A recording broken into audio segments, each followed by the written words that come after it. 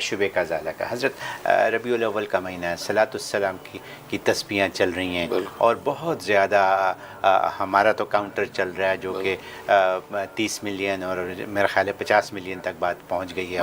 تو یہ سب کچھ چل رہا ہے. حضرت یہ اس مہینے میں رسول پاک کے اوپر یہ صلاۃ و سلام، یہ درود شریف یہ پڑھنا کیوں اتنا ضروری ہے؟ باقی اتنے انبیاء گزرے ہیں، کسی کے اوپر یہ بات نہیں ہوتی، رسول پاک کے اوپر یہ بات ہوتی ہے. تو ذرا تھوڑی سی اس کی ہمیں ایجوکیشن دیں آپ کہ یہ ضروری کیوں ہے. ماشاء اللہ، بڑا عاشقانہ سوال کیا آپ نے ماشاء اللہ. اور یہ واقعی یہ شبہ دل میں آتا ہے کہ پہلے انبیاء کرام علیہ الصلاۃ والسلام پر اتنی کثرت سے صلاۃ والسلام پڑھنے کا حکم نہیں دیا گیا، اور جتنا کہ نبی کریم صلی اللہ علیہ وسلم کے بارے میں یہاں تک کہ قرآن کریم کی نص اور آیت نازل ہو گئی، ان اللہ و ملائکتہ یصلون علی النبی، بے شک اللہ اور اس کے فرشتے نبی پر صلاۃ بھیجتے ہیں، رحمت بھیجتے ہیں. یا ایھا الذین آمنوا، اے ایمان والو، صلو علیہ وسلموا تسلیما، تم بھی اس نبی کے اوپر جو ہے رحمت کی دعا بھیجو، دعا کرو، صلاۃ بھیجو اور اس پر سلام بھی. تو گویا کہ اتنی تاکید کے ساتھ اللہ تعالیٰ اس بات کا حکم دیا کہ کسی عبادت کے بارے میں نبی نے ایسا نہیں فرمایا، اللہ نے ایسا نہیں فرمایا کہ اللہ بھی کرتے ہیں، فرشتے بھی کرتے ہیں، ایمان ہو تم بھی کرو. واحد صلاۃ والسلام کے بارے میں اللہ نے اتنی تاکید فرمائی کہ اللہ بھی اس نبی پر صلاۃ بھیجتے ہیں، سلام بھیجتے ہیں، فرشتے بھی صلاۃ سلام بھیجتے ہیں، ایمان ہو تم بھی بھیجو. تو آپ کا شبہ بالکل صحیح کہ آخر اس نبی کے بارے میں اتنی تاکید، پہلے انبیاء کے بارے میں ایسی کوئی صورتحال نہیں ملتی. آخر اس کی کیا وجہ ہے؟ بڑا خوبصورت آپ نے سوال کیا. اصل میں بات یہ ہے کہ نبی کریم صلی اللہ علیہ وسلم جو ہے وہ خاتم النبیین ہے، آخری نمونہ حیات انسانیت کا، آخری اسوہ جو اللہ تبارک و تعالی دنیا میں نازل کیا، کیونکہ آپ کے بعد قیامت کے علاوہ اور کوئی ثانیہ نہیں ہے. خود نبی کریم صلی اللہ علیہ وسلم فرماتے ہیں انا والصادق ہاتین، میں اور قیامت یوں قریب قریب ہیں، بس میرے بعد قیامت ہے، بیچ میں معمولی سی جو دراڑ بھائی اتنا صحیح فاصلہ ہے، میرے بعد اب کوئی نبی آنے والا نہیں ہو. انا خاتم النبیین، میں آخری نبی ہوں، لا نبی بعدی، میرے بعد کوئی نبی نہیں ہے. تو نبی چونکہ وہ مشعل راہ ہوتا ہے انسانیت کے لیے، ٹھیک ہے نا، آخری نمونہ حیات جو ہے وہ نبی پاک صلی اللہ علیہ وسلم کی ذات عالی ہے. اس لیے فرمایا لقد کان لکم فی رسول اللہ اسوۃ حسنہ، کہ اللہ کے اس رسول کی زندگی میں تمہاری اسوہ حسنہ ہے، بہترین طرز زندگی ہے کہ جس کو تم فالو کر کے گزارو. یہاں تک تاکید فرمائی. چونکہ آپ آخری نمونہ ہے اس انسانیت کے لیے جس کو لوگوں نے فالو کرنا ہے، تو ظاہر ہے کہ نبی جب آتا ہے تو وہ معجزہ لے کے آتا ہے. جب نبی معجزہ لاتا ہے تو معجزہ نبوت کی دلیل ہوتا ہے کہ وہ نبوت کا دعویٰ کرتا ہے کہ میں اللہ کا بھیجا ہوا برگزیدہ نبی ہوں. تو سامنے سوال اٹھتا ہے کہ بھئی دلیل، تو آپ وہ نبی پہ معجزہ پیش کرتا ہے. جب معجزہ پیش کرتا ہے تو ایسا معجزہ ہوتا ہے جو بشری طاقت سے اوپر کی چیز ہوتی ہے. تو لوگ کہتے ہیں یار واقعی پھر یہ اللہ کا نبی ہے. تو بہت سے نیک لوگ ان کو مان لیتے ہیں، بہت بدبخت خبیث جو ان کے خلاف ہو جاتے ہیں. جی ہر نبی کو اللہ نے معجزے دیے، جی ہر دور میں حضرت صالح کے معجزے ظاہر ہوئے، حضرت ہود کے معجزے ظاہر ہوئے، پھر حضرت ابراہیم علیہ السلام کا معجزہ، حضرت موسیٰ السلام، حضرت عیسیٰ السلام کے معجزے، یہ معجزات سب کے چلے آتے رہے. اچھا ہوا یہ کہ جب یہ سب معجزات جب آتے تھے، اس میں کیا ہوا کہ ان معجزات کو دیکھ کر بعض لوگوں نے ان نبیوں کا جو مقام تھا اس مقام سے اوپر بڑھا کے خدائی تک پہنچا دیا ان کو. ان کے یار عیسیٰ السلام نے تو مردے کو زندہ کر دیا. وہ مردے کو زندہ تو اللہ ہی کرتا ہوتا ہے، اس کا مطلب لگتا ہے یہ الوہیت کی کوئی شان اس کے اندر ہے، لہٰذا انہوں نے کو خدا بنا دیا. حضرت عزیر علیہ السلام 100 سال تک جب فوت رہے، 100 سال کے بعد زندہ ہو گئے. او یار ان میں کوئی خاص بات ہے الوہیت کی، وہ حضرت عزیر کو اللہ کا بیٹا بنا دیا. ٹھیک ہے، تو اس طریقے سے اصل میں یہ مسٹیکس کی پہلی امتوں نے کہ ان کے اندر ایسے کمالات معجزات دیکھ کے کہ جس سے انسانی عاجز تھی، انہوں نے پیغمبری کے مقام سے اوپر بڑھا دیا، الوہیت کے مقام تک پہنچا دیا. ٹھیک، نتیجہ کیا ہوا؟ جو اصل مطبع تھا یہ شرک کی جڑ کٹے، اس جڑ صحیح کٹ نہیں رہی تھی، کیونکہ وہ انہوں نے حضرت عزیر کو بیٹا بنا لیا، انہوں نے حضرت عیسیٰ السلام کو اللہ کا بیٹا بنا لیا، حضرت مریم کے بارے میں ان کو الوہیت اقنوم ثلاثہ یعنی تثلیث کے اندر شامل کر دیا کہ حضرت مریم سے بچہ پیدا ہوا ایک پھونک سے، مطلب کوئی ملاپ نہیں ہے. تو اس کا مطلب حضرت مریم بھی الوہیت میں کوئی خاص چیز ہے. ٹھیک، تو اصل میں یہ ہوا. تو معجزے سے مقصد تو یہ تھا کہ نبوت ثابت ہو ٹھیک، اور لوگ سمجھیے اللہ کا برگزیدہ نبی ہے. لیکن لوگوں نے بہت سی عقیدت مندوں جو عقیدت میں مبالغہ کر جاتے ہیں، انہوں نے ان کو کیا کہا، خدائی کے اندر شریک سمجھ لیا. جس کی نفی قل هو اللہ احد اللہ الصمد کر رہا ہے، لم یلد ولم یولد ولم یکن لہ کفوا احد، تو وہ یعنی توحید کی آیت یعنی صورت ہی پوری نازل ہوئی. اب یہ چونکہ آخری نمونہ تھا، اللہ تبارک و تعالیٰ پہلے نبیوں کے اوپر صلاۃ والسلام کی اس قدر تاکید نہیں فرمائی. ان کو پتہ تھا کہ اگر اس قوم نے نہیں سمجھا تو اگلا نبی آ کے اس عقیدے کی اصلاح کر دے گا، لہذا ہر آنے والا نبی پہلے والے مشکل عقیدوں کی اصلاح کرتا رہتا تھا.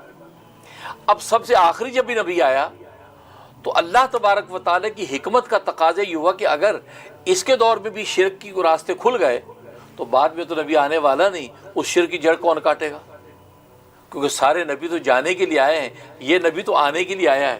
قیامت کی صبح تک اس کی نبوت کا پرچم پہ لہرایا جائے گا، ختم نبوت کا تاج پہن کے آیا ہے. تو اللہ تبارک و تعالیٰ نے کیا کیا کہ اس نبی پر امت کو حکم دے دیا کہ اس پر صلاۃ و سلام بھیجو. صلاۃ و سلام کا مطلب کیا ہے؟ اللہم صلی علی محمد. اچھا، محمد صلی اللہ علیہ وسلم کی ذات اللہ نے ایسی بنائی کہ سارے نبیوں کے معجزات کے کمالات ایک ذات میں بند کر دیے. حسن یوسف دم عیسیٰ ید بیضا داری، آنچ خوبہ ہما دارن کے تو تنہا داری. سارے کمالات آپ کی ذات میں جمع کر دیے.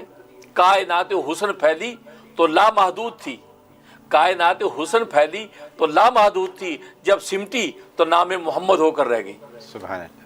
تو آپ کی ذات تو ایسی جامع تھی. تو اللہ کی مسرت کا تقاضا یہ ہوا کہ چند کمالات نبیوں کو دیے تو لوگوں نے ان کو خدا بنا لیا، اور یہ نبی تو سارے کمالات کا مجموعہ بن کے آ رہا ہے، اس کو یقینا خدا بنائیں گے.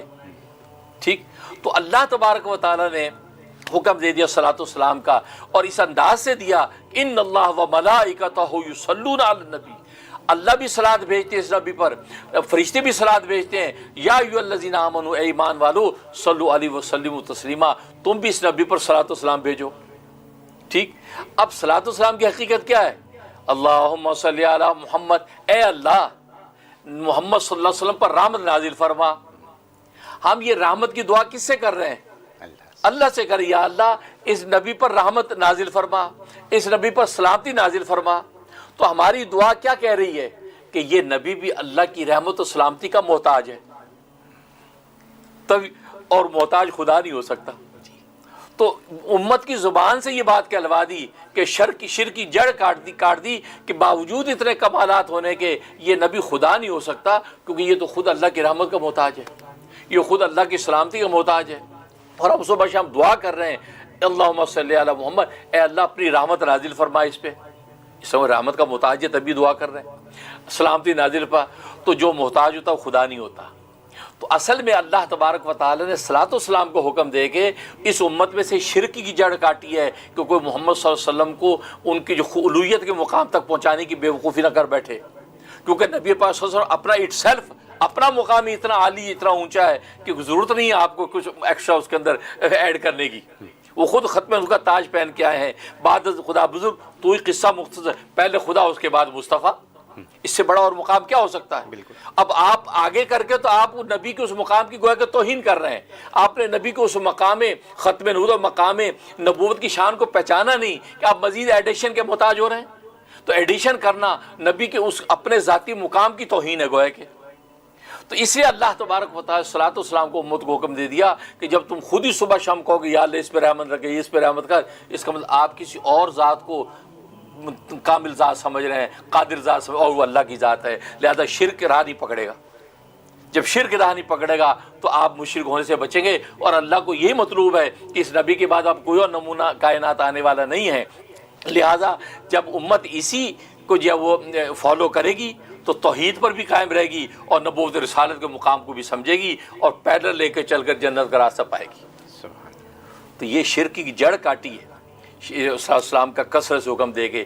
اس لیے امت آپ کو پتہ شبر و کثرت سے. اور ایون آپ نے دیکھا نماز میں بھی اللہ تبارک و تعالی نماز کا اختتام نہیں ہونے دیا جب تک صلاۃ والسلام نہیں پڑھا. کیونکہ کہیں کوئی بیوقوف یہ نہ کرے کہ نماز خالی توحید ہے، جی توحید ہے. لیکن توحید کا مطلب یہ نہیں کہ نبی کی تنقیص کریں آپ. آج ایک طبقہ ایسا بھی ہے احمق جو توحید کے بیان کا مطلب یہ سمجھتا ہے کہ نبیوں کی تنقیص ہو جائے. نہیں نہیں نہیں، یہ اعتدال، یہ تعدیل کہ توحید بھی اپنے مقام پہ رہے اور نبی کی تعظیم بھی اپنے مقام پہ رہے. یہ ہے کمال مومن کا. یہ کمال نہیں ہے کہ آج اپنی توحید آپ اس انداز سے بیان کریں نعوذ باللہ اور نبی کی تنقیص ہو. یہ نہیں ہو سکتا. تبھی اللہ تبارک و تعالیٰ نے نماز کی حالت میں جو خالص عبادت ہے اس کے علاوہ اور کسی کا شبہ نہیں کر سکتے, اس میں بھی اتحیات کے اندر جو ہے سلام پھیرنے سے پہلے نبی پر صلاۃ و سلام پڑھوایا, تاکہ تم اس توحید خالص کا یہ مطلب نہیں سمجھ بیٹھنا کہ نبی گویا کہ تمہاری نظر میں بے تعظیم ہو جائے. نہیں, نبی کی تعظیم کا عالم یہ ہے تمہاری نماز کا اختتام نہیں ہوتا جب تک نماز ساتھ نہیں بھیجا جاتا. تمہاری اذان ختم نہیں ہوتی جب تک اشہد ان محمد رسول نہیں پڑھا جاتا. تو خالص توحید کے احوال میں بھی نبی پاک صلی اللہ علیہ وسلم کی تعظیم اللہ نے قائم رکھی, تاکہ کوئی بیوقوف توحید کا نعرہ لگا کے اور نبی کی تنقیص نہ کرے, بلکہ ان کی تعظیم قائم رہے. اس لیے اللہ تبارک و تعالیٰ عین اس وقت بھی صلاۃ و سلام پڑھوا دیا. درود ابراہیم پڑھتے ہیں تو معلوم ہوا کہ تاکہ شرک کی راہ نہ کھلے. اس لیے اللہ تبارک و تعالیٰ اور ہمارے نبی پاک صلی اللہ علیہ وسلم کی بعثت کی خصوصیت ایک یہی بھی تھی کہ آپ شرک کو مٹانے آئے. آپ دنیا سے شرک کو مٹانے آئے تھے. وہ کہتے ہیں لاکھ ستارے ہر طرف, ظلمت شب جہاں جہاں, یعنی انبیاء کتنے آئے ہیں وہ ستاروں کی طرح آئے, لیکن ظلمت جہانی شرک دنیا کا اندھیرا مٹا نہیں. لاکھ ستارے ہر طرف, ظلمت شب جہاں جہاں, ایک طلوع آفتاب دشت و نگر سحر سر, ایک سورج طلوع ہوا ہے ساری روشنیاں ہو گئیں, وہ محمد مصطفیٰ کا سورج ہے سبحان اللہ, جو آیا اور شرک کی ساری گھٹا ٹوپ اندھیرے جٹ گئے اور یہ توحید کا جو ہے سویرا پھیل گیا. تو یہ وجہ ہے صلی اللہ علیہ وسلم کثرت جو پڑھنے کا حکم دیا جاتا ہے کہ آپ کی اتنے کمالات ہیں, ان معجزات کو دیکھ کے کہیں ان کو الوہیت کے مقام پہ نہ لے جائے, بلکہ کیا کرے, وہ جب ان کی دعا کرے گا ان کا اپنا مقام اتنا اعلیٰ عرفہ ہے, آپ کو مزید ایڈیشن کر کے اس مقام کی توہین کرنے کی ضرورت نہیں, اس کو انڈر ایسٹیمیٹ کرنے کی ضرورت نہیں ہے, بلکہ آپ صلاۃ السلام بھیج کے کہیں کہ اصل ذات وہ سمجھ ذات ہے جس کی صلاۃ السلام کا یہ بھی محتاج ہے. اس سے کیا ہوا, ہمارے اندر وہ شرک کی راہ نہیں بنی. اور پھر اس کا فائدہ کیا ہوا, جب ہم نے کہا اللہم صلی علی محمد, اے اللہ محمد صلی اللہ علیہ وسلم پر رحمت نازل فرما, کیا ان کو رحمت کی ضرورت ہے؟ سر جواب کہ ان کو ضرورت نہیں ہے. وہ تو رحمت للعالمین بنا کے بھیجے, سارے جہانوں کی رحمت بنا کے بھیجے گئے, ان کو رحمت کی ضرورت نہیں. لیکن جب ہم دعا کرتے ہیں یہ, تو اللہ تبارک و تعالی ہم پر 10 رحمتیں نازل کرتے ہیں. خود نبی نے کہا من صلی علیہ واحدتن, جو مجھ پر ایک مرتبہ رحمت کی دعا کرتا ہے اللہ اس پر 10 رحمتیں نازل کرتے ہیں. تو گویا کہ یہ خود ہمارے لیے فائدے کی بات ہے, یہ واحد دعا ہے. دیکھو ہر ایک کی دعا سے دوسرے کو نفع پہنچتا ہے, لیکن صلاۃ والسلام واحد دعا ہے جس کا نفع دعا مانگنے والے کو پہنچتا ہے, اس کو نہیں پہنچتا کہ وہ آپ کی دعا کا محتاج ہی نہیں ہے. وہ تو خود رحمت للعالمین کی شان پر رحمت پہلے ہوتے کھا رہا ہے, آپ کی دعا سے فائدہ آپ کو پہنچ رہا ہے. آپ جب اس محبوب کے لیے محبت کی دعا کریں, اللہ تبارک و تعالیٰ محبوب کی محبت کی دعا کی وجہ سے آپ پر 10 محبتیں اتار دیتا ہے. سبحان اللہ, سبحان. اس لیے ہمیں حکم دیا جاتا ہے صلاۃ السلام کثرت سے پڑھیں, کیونکہ اس سے شرک کی جڑ کٹتی ہے. چنانچہ امام الہند شاہ ولی اللہ رحمۃ اللہ علیہ نے اس نقطے کو بیان کیا کہ صلاۃ والسلام کی جو کثرت ہے یہ اصل میں شرک کی جڑ کاٹتی ہے, اور امت کے اندر شرک گوارا نہیں ہے, کیونکہ اسی کی اصلاح کرنی تھی. اور شرک آ گیا تو پھر کیا ہوا, سارے مریا میٹ ہو جانا اور آگے کوئی نبی آنے والا نہیں. اس لیے صلی اللہ علیہ وسلم کی کثرت کی جاتی ہے, اور ہم بھی جو ہے محفل محبت کی سجاتے ہیں اسی وجہ سے, تاکہ ہمیں بھی اس وفا و عشق کے اندر حصہ مل جائے کہ قوت عشق سے ہر پست کو بالا کر دے, دہر میں اس میں محمد سے اجالا کر دے, کہ محمد سے وفا تو نے تو ہم تیرے ہیں, یہ جہاں چیز ہے کیا لوح قلم تیرے. یہ وجہ. سبحان اللہ, سبحان اللہ. حضرت I'm so glad that I asked you this question. الحمدللہ, کیونکہ یہ ہماری دنیا اسلام میں جو آپ نے ابھی تعلیم دے دی ہے, کوئی نہیں دیتا یہ تعلیم, کسی نے نہیں دی. مطلب میں بہت پڑھتا ہوں, میں نے کہیں نہیں پڑھی, اور مجھے یقین ہے کہ بہت لوگ جانتے ہیں کہ انہوں نے یہ ایسی ایکسپلینیشن نہیں سنی. حالانکہ آئیڈیا ہے, لیکن یہ جو ایکسپلینیشن آپ نے دی یہ بہترین ایکسپلینیشن ہے, ہر بچہ سمجھ جائے گا اس کی افادیت. آخر میں آپ نے میرا جو فالو اپ کویسچن تھا اس کا بھی جواب دے دیا, اور وہ فالو اپ کویسچن یہ تھا کہ ہمیں کیا فائدہ اس سے, ماشاءاللہ زبردست, پڑھنے والے ہمیں کیا فائدہ. آپ نے بتا دیا 10 ٹائمز ہے, ایک دفعہ نہیں ہے. بہت خوب, بہت شکریہ حضرت, مزہ آ گیا. Thank you so very much.